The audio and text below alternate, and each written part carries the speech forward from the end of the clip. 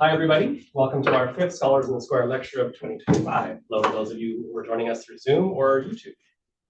Quick word about format. So Kikila will offer a 20-minute public presentation, and then he's going to engage in a 20-minute period of conversation with Sarah Jim, who's a UVic graduate, an artist, and an ecological restoration worker from the Sycam First Nation. After Sarah and Kikila talk for 20 minutes or so, I'll chair about a 20-minute open discussion period. Our speaker today is Kikila Perrin, a PhD candidate in the Indigenous Studies and Geography at UVic. Prior to starting his PhD in, I think, 2019, he completed an MA in History at Concordia University in Montreal. He also worked for the Nature Conservancy of Canada for 3 years, an experience that I understand kind of inspired to return to graduate school. Kikila is the first Scales Family Fellow at the CSRS. This is a graduate fellowship program established by our longtime friend, fellow, and community sabbatical member, Peter Scales. Anybody in the room or in cyberspace who wants to immortalize themselves through creating a fellowship program, just let me know. Peter's program is meant to support research on religion and spirituality in BC. So this is quite perfect that Kikila is the first person, because he's speaking to some of these bigger questions that I think are quite relevant to Peter's interests and to ours. Now, many of you know that I try to find some point of contact between the underlying spirit of the territorial acknowledgement and the topic of the lecture. I really try to kind of integrate that as much as possible. Now, when the speaker's topic is a 12th century Indonesian court painting, it's kind of a challenge.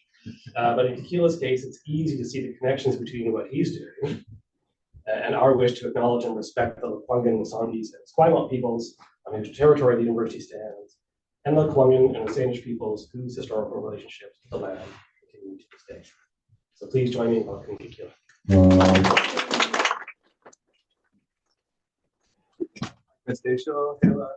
Thank you all for arriving, and thank you, Paul, for that wonderful introduction. I'd also like to thank Scott and Rachel and everyone else at the Center, and the Center for Studies in Religion and Society broadly, and Peter for, without Peter, you wouldn't have a Scales Family Fellow.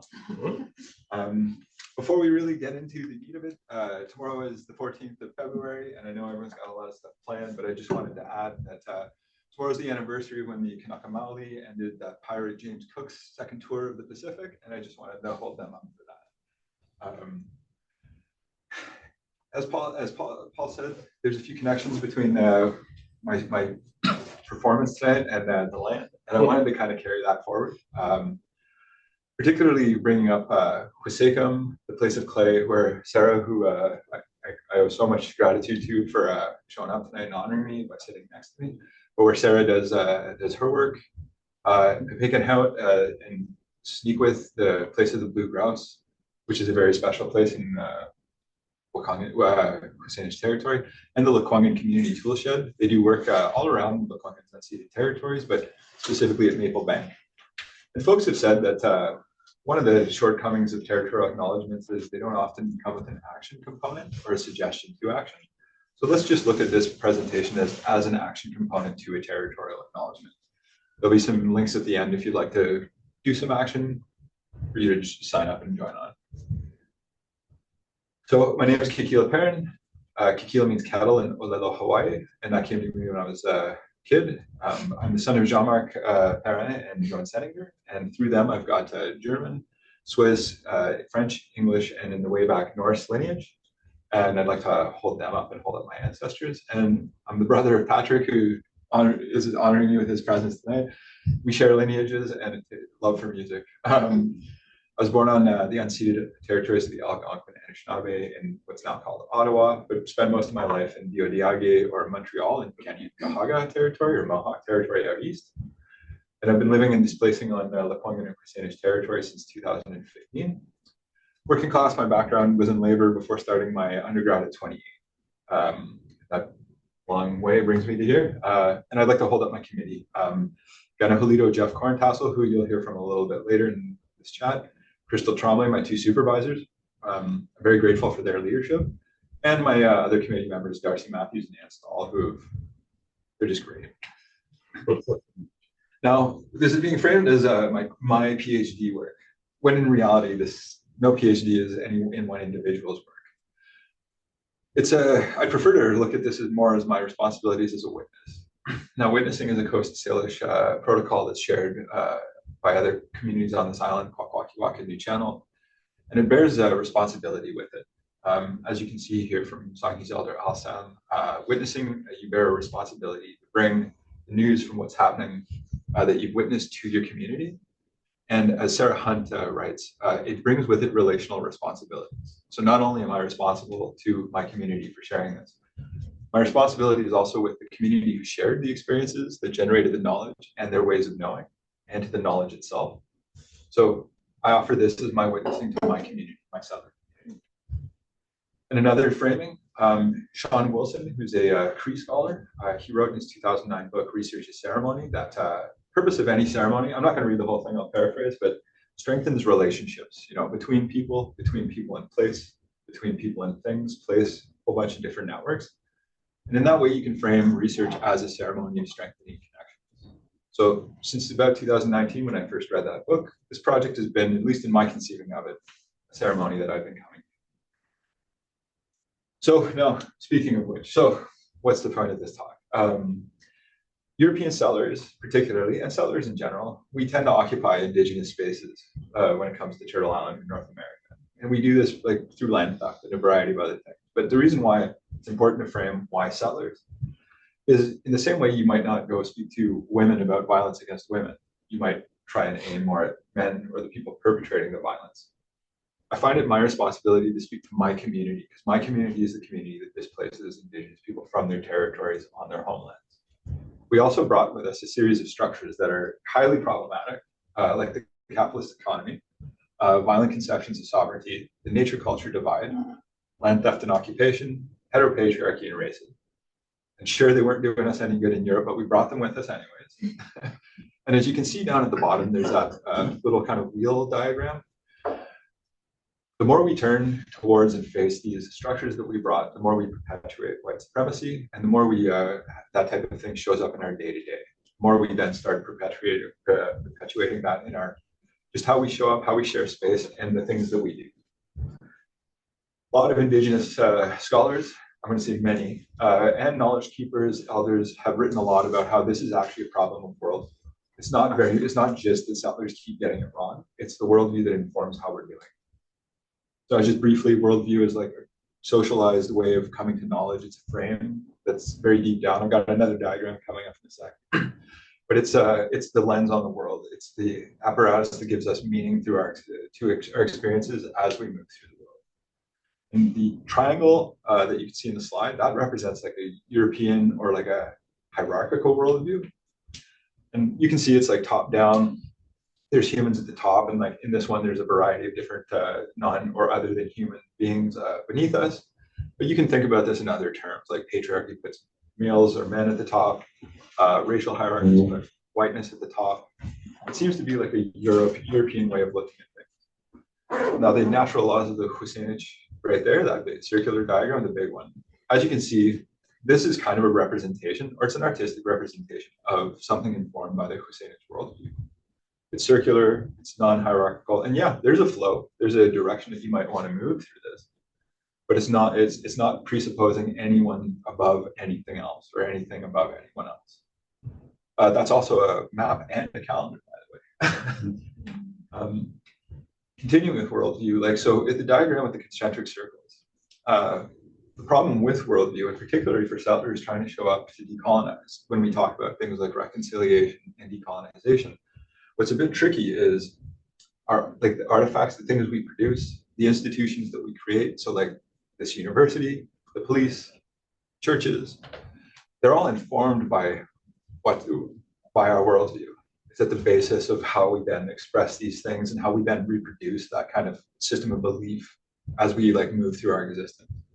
You can see that in the other diagram with the red writing, how through socialization, we then adopt these ways of seeing the world or experiencing the world. We internalize them. We continue the cycle by perpetuating them through teaching our children and through the way we show up in spaces. So this is the problem, basically. The fact that we perpetuate or we reproduce our worldview in a lot of things that we do without being conscious of those reproductions. Case in point, in 2019, when I started my PhD, my supervisors, Gano Julito and Crystal, and me, we thought land defense, like hard block land defense, was a really good way to explore how settler environmentalists can support Indigenous resurgence. It just so happens that 2020, 2021, just as the pandemic was ramping up, what became Canada's largest act of civil disobedience took place on Pashida territory, just on the west coast of this island.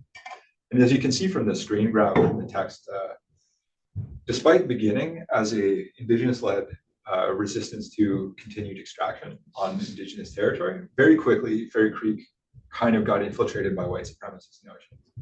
I'm not talking about KKK, I'm not talking about Nazis, I'm just talking about settlers trying to do their best and showing up, but unreflexively, without questioning how we show up to things and the infrastructures and the view on the world we bring. So started talking to my supervisor, saying this didn't look like a great example. Even my experiences witnessing up there, pretty tricky, made me have second thoughts right away. And so they said, maybe start looking at something different.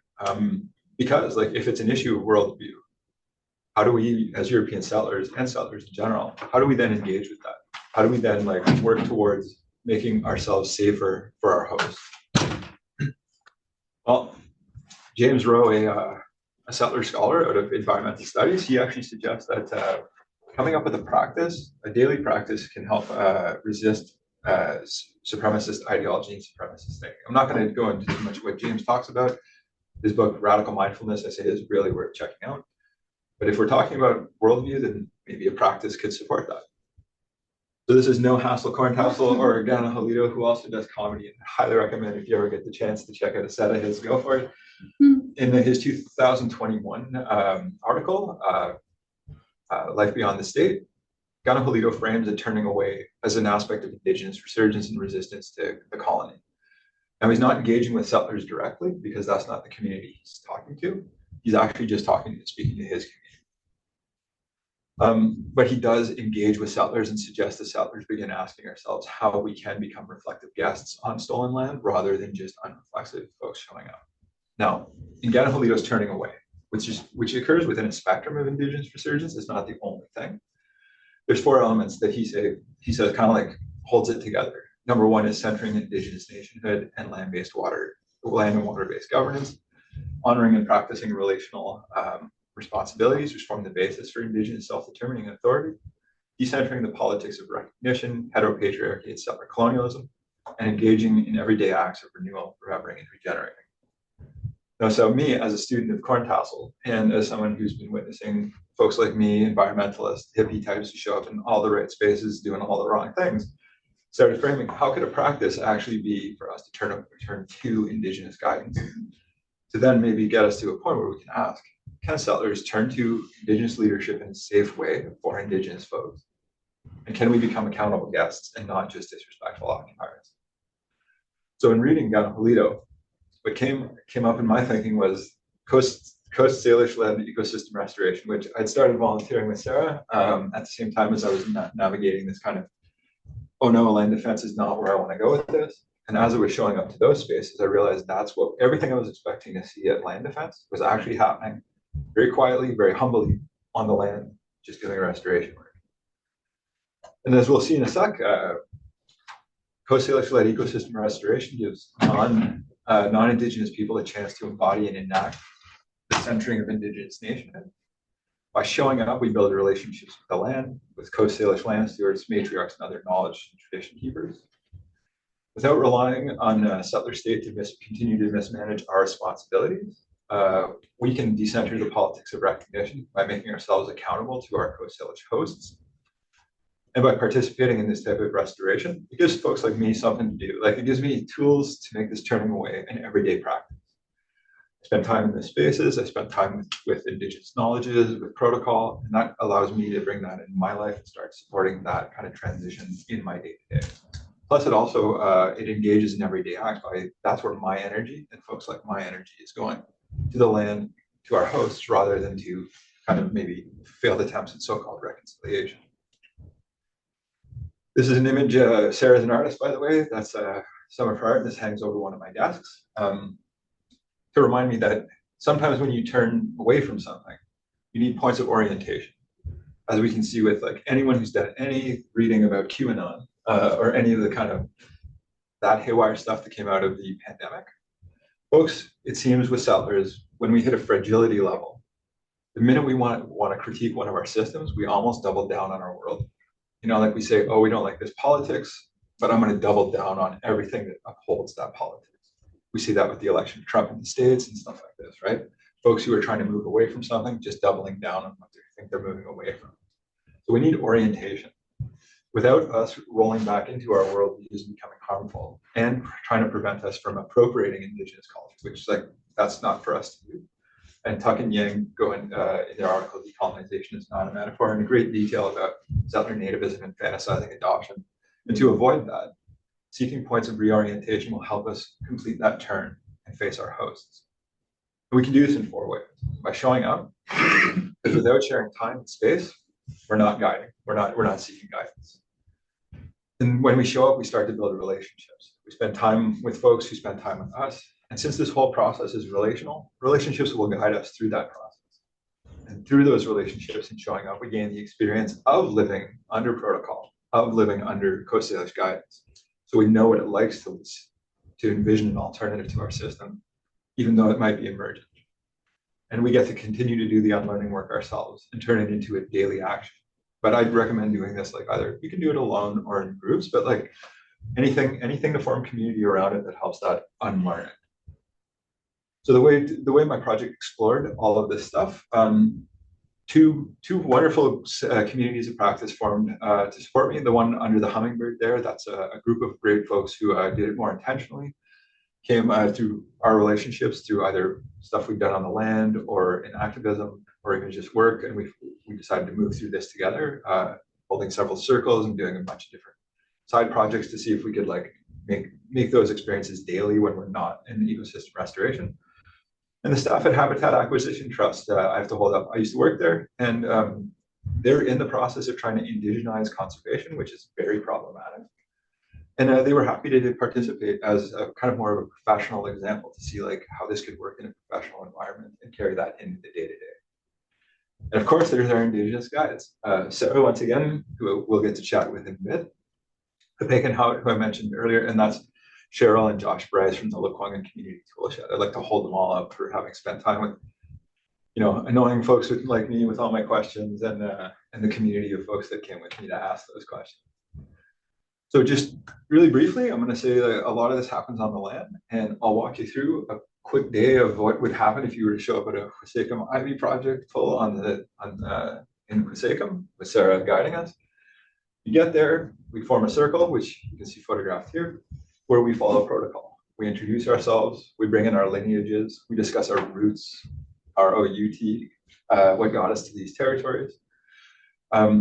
Sarah explains to us pretty frequently the importance of Ashkwalakwin, or good heart, good mind, showing up in a good way to do work on the land and in community. We learn some Sinchathan, the language of the ʷŋən. Sarah's got endless words for us to learn. And then we learn a bit about what we do in the day before we then go work on the land. And now that work, some folks can do it, you know, if you want, you do it alone, but a lot of that work takes place either in groups or in community. And we're laughing, we're talking story, we're building communities of care between each other, because we like the more you show up, the more you recognize people who are showing up as well, and you become friends. But we're also building community of care, the communities of care with the land, with the mushrooms, the wasps, the ivy that we're removing. All of these things we build a relationship with. Then we eat lunch together, which is like, that's just like fun as we're all laughing. We all sit in front of Sarah's family's home right there, and we share lunch, we laugh in groups, and then we go back, do more work on the land before we close in a circle where we once again follow protocol and we reflect on what we did on the land. So in one way, you can say that we live with Coast Salish protocols, community care forms, we support rematriation and accountability to our hosts. Coast Salish knowledge, language, and ways of knowing are not only expressed and experienced, but they're centered, shared, and offered. And they're not offered to be appropriated, they're offered for us to, like, as examples of things that we can interact with and, you know, carry with us in our baskets, in our metaphorical baskets. But now, how does this stack up if I were to analyze it versus against theories that Polito brought up and like this turning to and then the reorientation? Well, it looks pretty good. least for someone nearing the end of their PhD, this is looking really good. So like by participating, we show up and experience and live within Coast Salish protocols, and that immediately centers Indigenous nationhood and their land and water-based governance structures, because we are actually showing up for it. We honor and practice relational responsibilities as this community of care forms on the land, with the land, and under the guidance of our hosts. We support rematriation, and that definitely decenters the politics of recognition, heteropatriarchy, and settler colonialism. And by being in the space with our hosts, we are no longer outsourcing our responsibilities as guests on these territories to government bodies or to institutions that are unreflexive about the worldview and the damage that they continue to cause. And of course, this helps us experience day-to-day acts, because like the knowledges, the languages, and the ways of knowing that we get to experience, we can actually see how they function and see how that might fit into our lives. And again, there's a bit of difficulty in the space for appropriation, but if we're doing it in relationship, hopefully we're being guided in a good way and causing less harm. And there you go with the 4 points of orientation. We're showing up, we're letting our relationships guide us, we're gaining the experience of those relationships, and the experience of and relationships then give us the tools to do the unlearning work ourselves in our daily practice, whatever that looks like to us. So now we're coming to the end. Before you start clapping, I just want to say, it's been so kind. You folks have been so kind listening to all this, and I can't wait to share some space with Sarah, but here's the action component. If you would like to participate, right now in winter, restoration season is going to start cranking, probably more in the spring in March. If you'd like, there's links to the Wissahickon Ivy project, the Kanien'kehá, and I just realized I'm using the old logo for Kanien'kehá, and the ʷŋən community toolshed. And if you'd like to try and continue your unlearning, so if you want to support your unlearning on your own time, the Victorian Native Friendship Center's community learning program changed my life. I would highly recommend that. It's free, it's 3 days, it's definitely worth it. Safer Spaces with Elaine Alec, definitely a good starting point. And if you're thinking about doing this in a professional environment, Jessica Hum at Talking Circle would be a great person to reach out to. So Hayes Kaseyam, thank you very much. That's the end of my speech.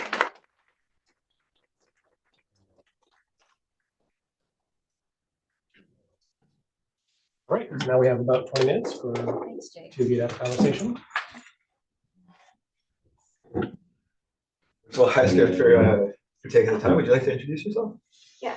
I Tangan, Spela, Sarah, Vanessa, Jasilayat, Sanat, Sycum, Elalam, I Sequamtin Thanamain, Wendy Thanatain, G. Jitsin Nakwa, I G. Jitsin Atia Ainuk. And J. Kikila at the Ahang J. J. So I just said, good evening, my name is Sarah. I'm from the Jim family in Sycum, which is in Saanich. It's a village in Saanich. And my dad's name is Sequamtin, or his English name is David. We're of Coast Salish and Mexican ancestry, and my mom's Wendy. We're English and Russian Jewish. And then I said, I'm grateful for you all being here, and I'm grateful to be here. And then I said, good work. Good work and good, like, sacred work.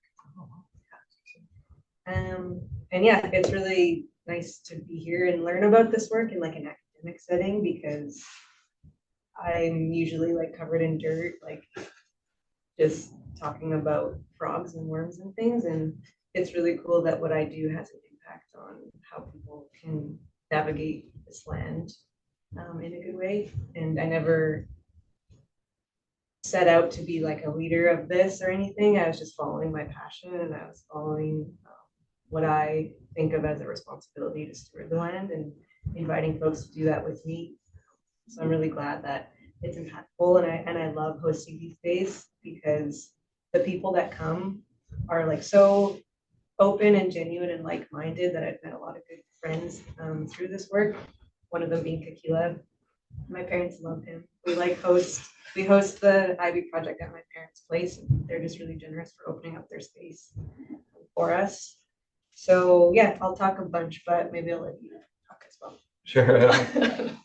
Since the format is normally like Sarah would technically be asking me questions, but since this is Sarah's territory and Sarah's been doing all this great work that like projects like mine support, we figured we'd flip that on its head. And I've got some questions to ask Sarah so we can invite her voice into that space.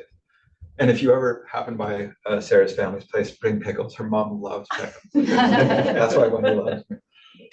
So yeah, maybe if you want to share a little bit with like, when did you start the Ivy project and why? Yes, so I grew up in Sycam. It's the smallest reservation in Saanich. I think there's about 200 members.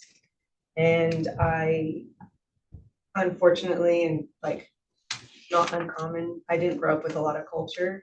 So I didn't know anything about native plants or really the language or traditional knowledge until I started working at Kanien'kehá, which is a native plant and garden nursery at the tribal school in Brentwood. And I started that in my early 20s.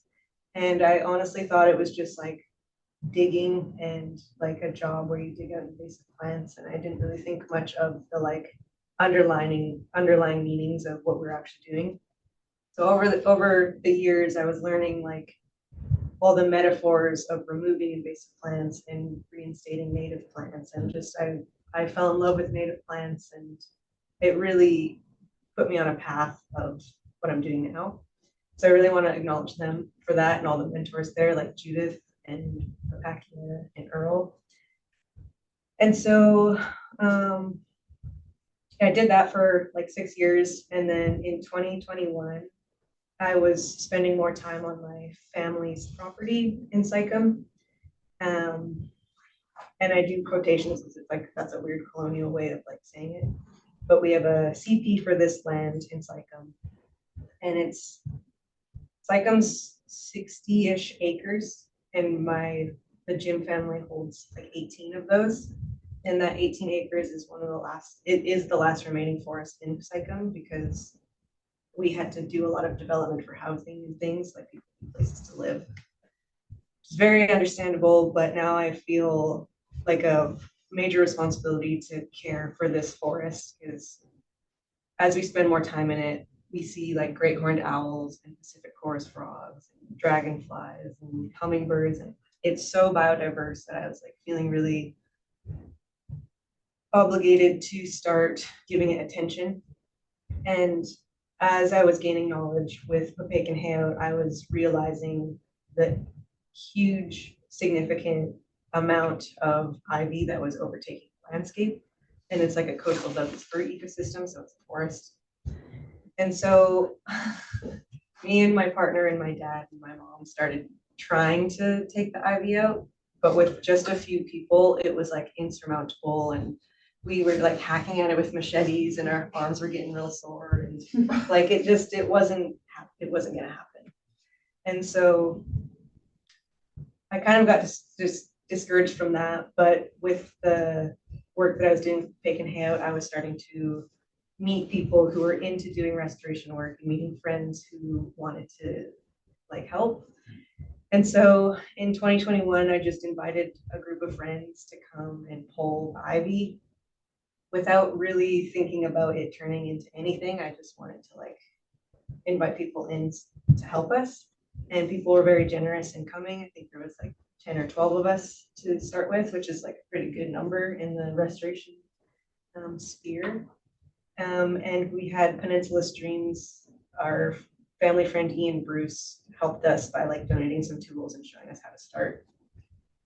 So we started with taking the ivy off of the trees. And when you cut around the circumference of the tree, like take all the ivy away, everything upwards dies because it doesn't have a like resource to grow. And so we started with that, and that probably took like a year. And then eventually I have friends at HAT who they either offered or I invited them, but they started coming in and bringing their restoration crews and their volunteer circle in and doing all the admin stuff and getting people to sign waivers, which is great because like I was doing it so haphazardly, like I would, yeah. So it's really good to have that partnership because they deal with like the legitimacy of everything, and I kind of can just show up and be myself and facilitate like the circles. And I really appreciate that because it is a lot to coordinate. That's how it started. Yeah, right on. How do you see it? Do you see like what you're doing with the Sacred Miami project as part of something greater? Yeah, I do. I think the way I want to approach this question is by doing this work, it might seem small, but when you're together as a collective and you're trying to achieve a common goal, I feel like that creates the community you're talking about, and that creates more autonomy in this world where I feel like I don't have much autonomy, like with government and policies and whatever, climate change. But when we do this work, I feel like you're regaining that power and like empowering yourself to be able to like just feel good, because it's hard to feel good nowadays with like all of the just upheaval of the world. And so in that regard, I do feel like it's a part of something bigger. And in those circles that you mentioned, in the closing circles, I'm happy that people feel safe enough and vulnerable enough to share. There's been actually like quite profound reflections from people where they come to this for their mental health, because it's not only being in the nature where you just feel better, but being a part of something bigger and being with people and working with your hands. So yeah, I've had a lot of feedback saying people like it makes their month, and I'm just like, really? And I get all shy about it because it's just, I don't know, I just feel really good about it. So yeah. Like, I mean, I'm sure we could both talk about how many days we show up where the skies are red and like, you know, the just the ash from catastrophic wildfires is like bringing everyone down. But no one leaves your parents' place without feeling pumped up. Like we actually did something. Like, you know, if I sit at home worried about climate change, I'm just going to spin out. You know, I'm worried, like I'm not recycling hard enough or whatever. Yeah. But then, like, you know, like you said it, and I'm one of those folks who would say to Sarah that it makes my month. You know, there's a tangible thing that I can do that makes me feel like I left my house for a reason today. I wasn't feeling great. The whole world's burning.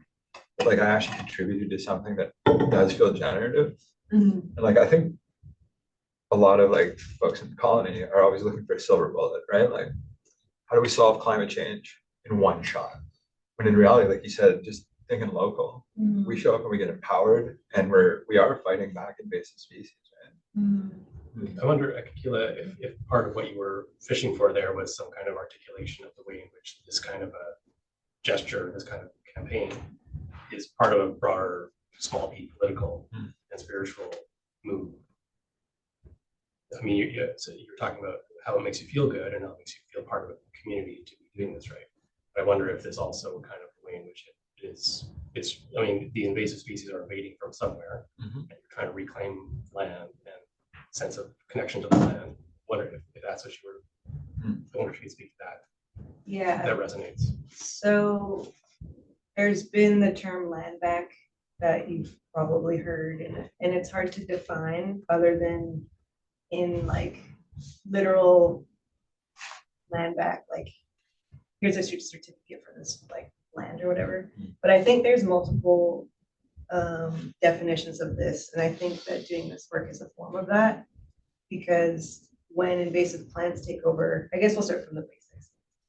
Invasive plants are not from here, and they're really good at taking over, and they Yeah, that's where I think we're gonna go. and they take up all the resources, they take up all the space, all the sun, all the nutrients. And so the native plants have nowhere to grow. And so the reason why we remove them is for the native plants to have a chance. It's for the native plants to come back. And they usually come back naturally because there's a seed bank. They're just waiting for their chance. Sometimes we'll replenish like the ecosystem with planting, but typically they'll just grow back by themselves. And so we removed the invasive plants to reinstate the natural ecosystem, to reinstate our traditional foods and medicines, to have access to those foods and medicines again.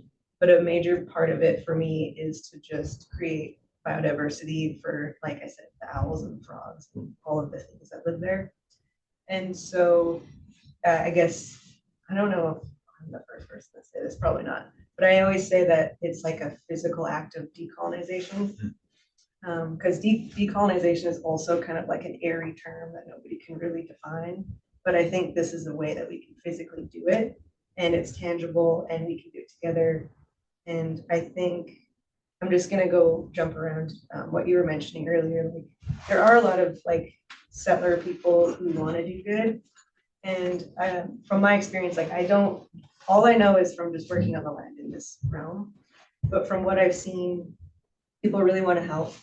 And there's been a lot of really keen people and enthusiastic people to be like, in their settler way, just being like, I have a project, I'm gonna approach someone and I want to help them by doing this project that I thought of. But I think a really good way of doing it is to go to like build the relationships with Indigenous people and ask them what they're already doing.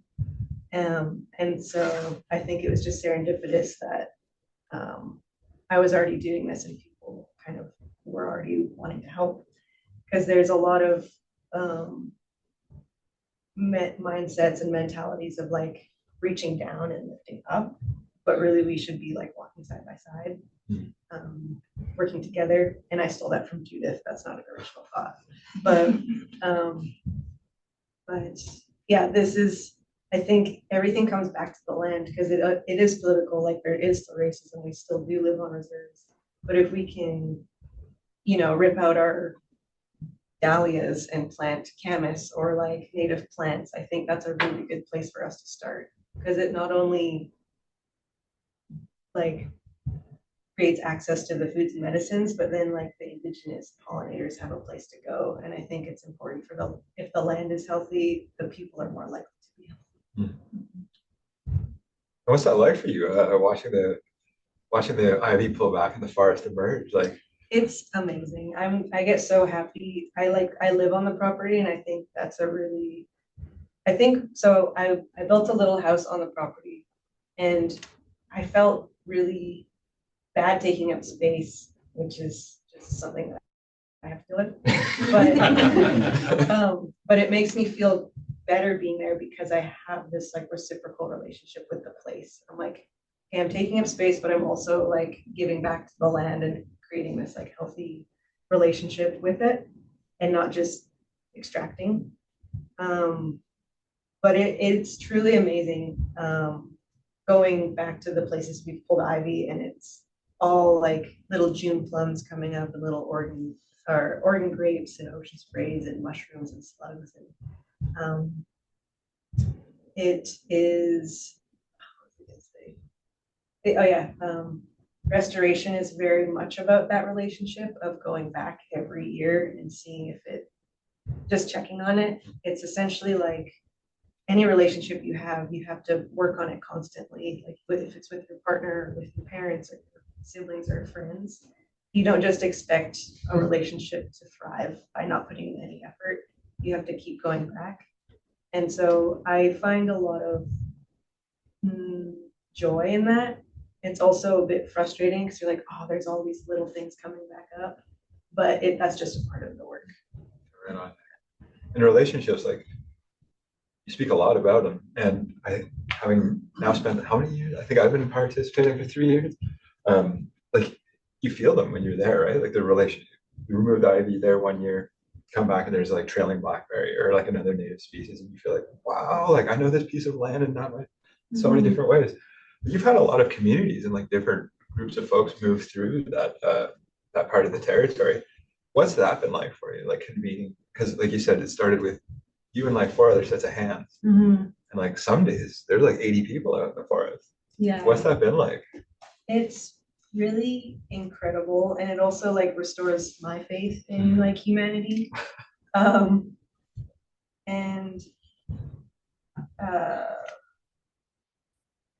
what's the question?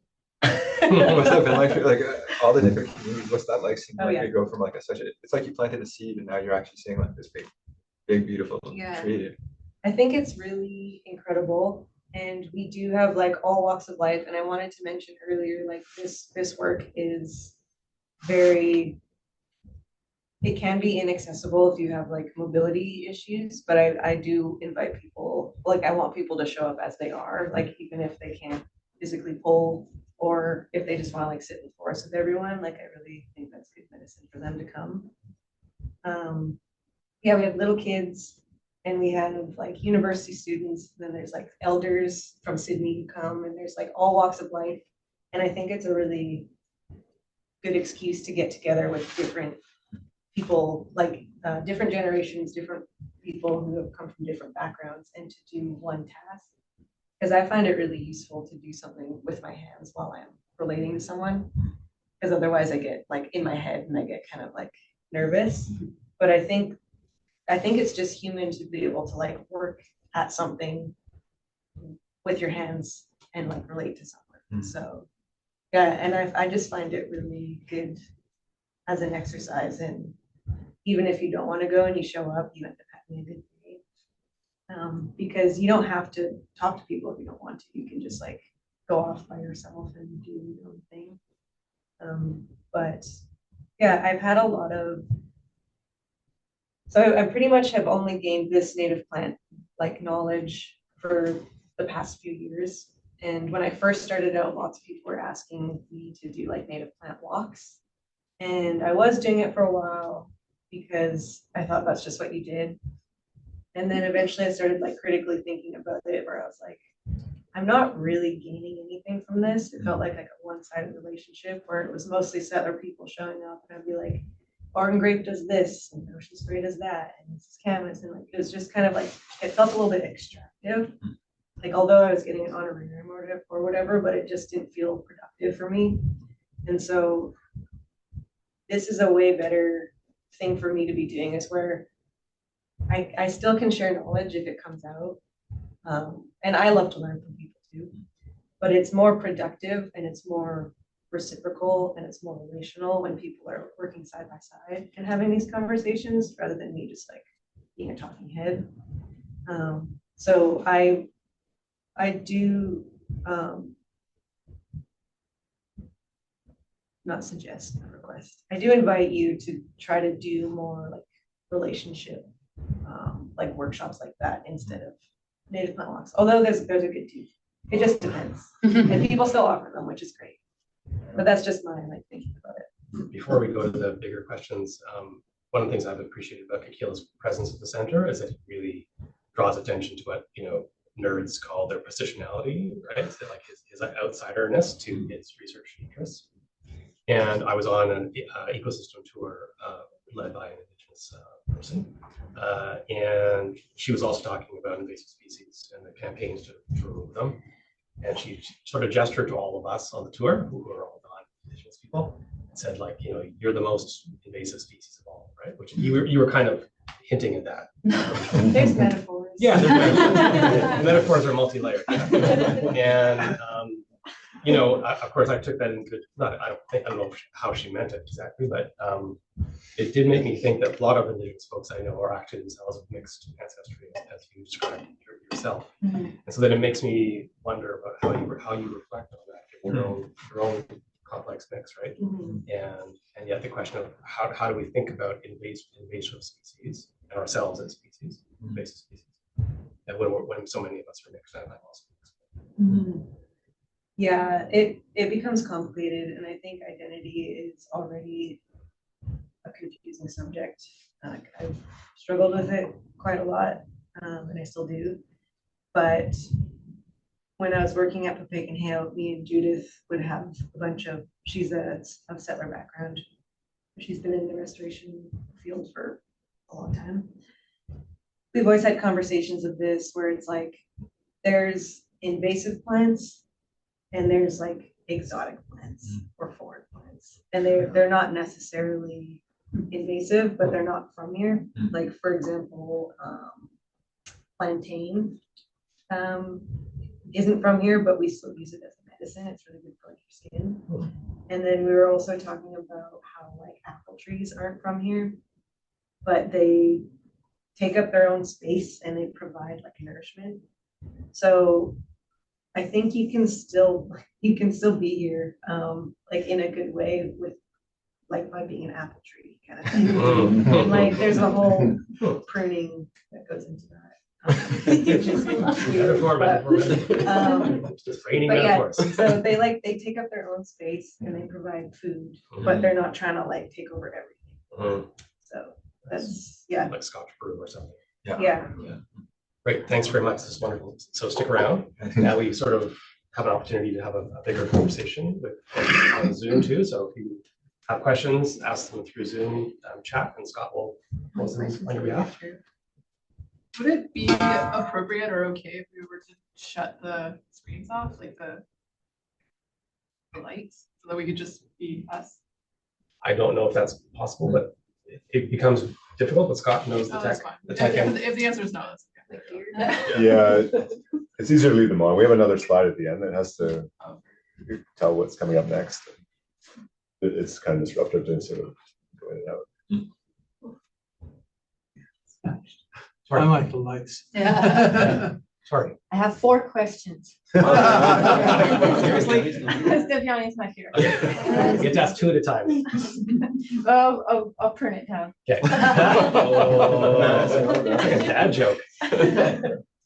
So I'm thinking about your Ivy project and reminding myself that a similar effort, I don't know how similar I would say it is, but a big effort was made to remove the ivy at John Dean Park. And then when they were all finished, they just used it as a recreation space. So it kind of stayed at a not very deep level of relationship for people. I'd say that's a very kind of topical way of dealing with that. So I'm just wondering, once you have removed all of the ivy and that's all done, what comes next? That's a good question. And that specific site, they worked on it for like 10 years and they eradicated the ivy, and it's like a huge park. That's like an inspirational project that I kind of look to, because sometimes you look around, you're like, this is gonna be impossible. But yeah, so I guess going back to the question of like, is this part of something bigger?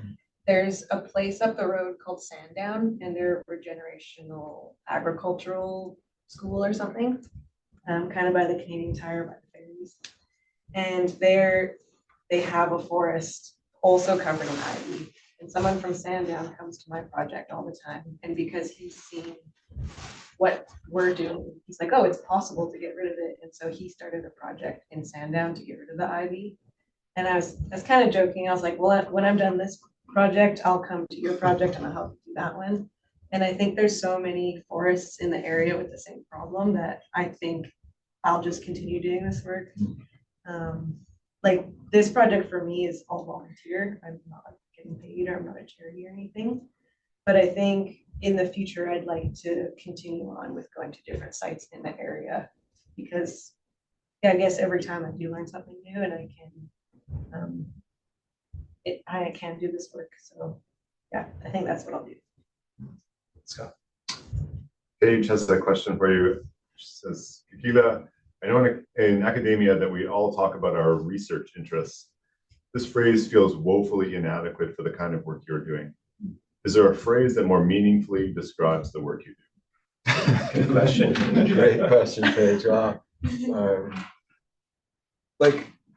Honestly, kind of a series of experiences kind of got me to the point where I realized like I'm taking up a lot of Indigenous space. So I guess one phrase would be just learning how to be a better guest, and put guest in quotation marks, like visitor maybe. Like, yeah, no, there's no simple sentence that I could do to wrap this up, but what I would say is like, this is kind of, I'm not gonna have kids. I've already planned that out. This is kind of like, we've only got so much time while we're here, and like this is what I'm doing with it. I realized a bit late in life that like I can perform well in the academy. I can swim up that salmon stream, the best of the salmon swimming up that stream, and so I might as well like do this work. do work like this rather than like my research interests. Hopefully that answers the question, which it totally does.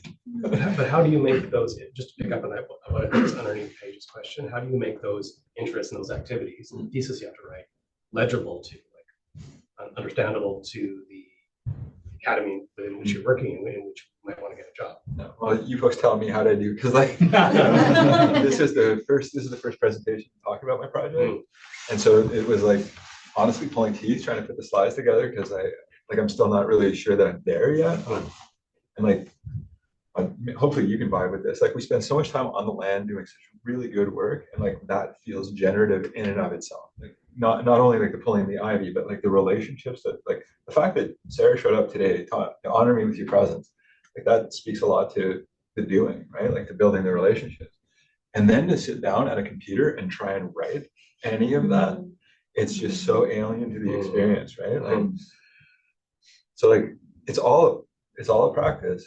Like I guess I kind of have to straddle those two worlds, right? Like there's the doing, and then there's the I need to graduate. So, like, and how do I share this with my community? You know, like how do I articulate this in a way that's accessible and, you know, so that folks can receive? So like I'm working on it. I'll let you know how that goes. My committee will let you know how that Rach. Yeah, just going along this thread though, but why do the PhD at all? Like what is it about this space that you think is maybe an important platform for this, or is there a community here that really needs to engage with this? Is that why, like, why do the PhD at all? Yeah, that's a good question. And I ask myself that on days where I'm studying and not being able to write, you know, like, why the hell am I doing this? But again, having like growing up working class and then like at 28, going to university and finding that I could actually do well in that environment and realizing that there was a lot of holes that needed to be poked and a lot of shit people were saying, you know, like a lot of things need to be interrupted at the university level. And like, again, going back to the act of witnessing, if this is one of the communities, like one of my communities that I can operate decently in, I'm white, male presenting, like I don't think an undergrad isn't for anyone a traumatic experience. It's bloody difficult, but like, you know, the trauma that's, I'm going to go through, sorry. Try the PhD. Yeah, right. But like, so yeah, I mean, like this is a space that like with my privilege, I can like kind of force a few doors open or cracks in windows. I'm okay at it. Like I can write okay. And like, sometimes still got that kind of white supremacist culture notion. Like if I'm going to do something, it might as well resonate. So, you know, unfortunately, like, let's pump this work out and like, let's see if more folks can hear it and learn, kind of start to learn how to listen to what we've just been like willfully blocking out. I think it's important I think you're doing important work, and I think it's important to bring it into these academic spaces because academia is such a silo, and like operating in here, you wouldn't know what like I was doing like grassroots wise, and like I'm critical, but UVic's trying to like decolonize like all these institutions are trying to decolonize, which is literally impossible because you have to like dismantle everything. So you might as well just bring the good work into here, like infiltrate it, kind of like play the game, kind of, you know. So that's my. That's a good answer. I want to start with that and say thank you. First, I'm sorry I was a little late, but thank you so much for that, because that actually is exactly where I'd like to imagine building and taking off on. So you've taught us, I mean, you've taught us something. You've taught us a lot today, partially by showing up, but by what you said. It's so obvious that we have so much to learn from you. And when research takes place in the relationship with people who are not in the university, the first thing the university has a very hard time recognizing, but the first thing is realizing, oh, we can learn something from them. As opposed to, we could tell them what's what, or we could do research on them and then tell them what's what. So the idea that we actually can learn from you, which is manifestly the case, and Kikila, to your credit, she came too, right? Like that's a really, really important part. The other parts are hard, and I think you've got the sense of why it's so hard. Like I don't know exactly what your community can learn from the university. I think you might say, and I might say, okay, but there's also a sense that research in general is about learning stuff that we don't know. And it could be not that the university's like got a whole treasure trove of brilliant stuff that the Indigenous communities have just been waiting for. It could be, however, that if there are things that you're looking for and haven't found, we've got some skills that would be helpful in that respect. On the other hand, this relational thing, we don't do that so well. Though you could say, well, we do that in a chemistry lab. I mean, some university research is very relational, and it involves intergenerational. It's got lots of stuff going for it. But I guess I'll stop because I'm going too long. But talk tomorrow. But I guess the thing I'm trying to think about on the basis of this is there something we can help you find, right? And also, the question I asked Spencer, right, who gets to ask the questions? And by saying, is there something we could help you find? I'm sort of saying, you need to ask, you need to help, you need to have to share with us the questions. If it's a research project, you know, and maybe it's not, maybe it's just, but it seems to me this relationship is not just built on, we're just going to keep going. It's also got like there's some inquiry. There's something not fully settled about the unsettling, if you want. And there's stuff to be found. And it seems to me the university could actually help the community find it. That would be my best scenario. Universities are great places to draw money, and like you bring them into community for sure. Like I can write a shared grant, you know, like not a lot of communities have that capacity. And if those relationships do exist, then like, why not throw government money at the people the government's been shitting on since it arrived, right? Like, UVic's bought me lunch. I think it is, okay, so when I was working with Kanien'kehá, there was instances where we'd have UVic students come to us and be like, we want to do our project on you. Write a paper and then put it on a shelf.